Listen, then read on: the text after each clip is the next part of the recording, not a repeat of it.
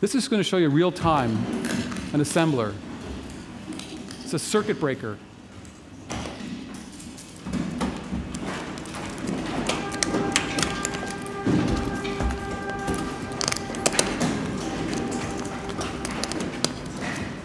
"10 hours a day at this speed."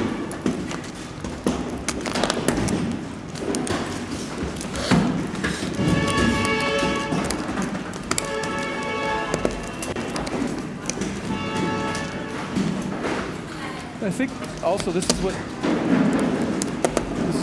I think one of the issues that we here are facing with China is that they're using a lot of the latest production technology. In that one, there was 400 people that worked on the floor, and I asked the manager, point out 5 of your fastest producers.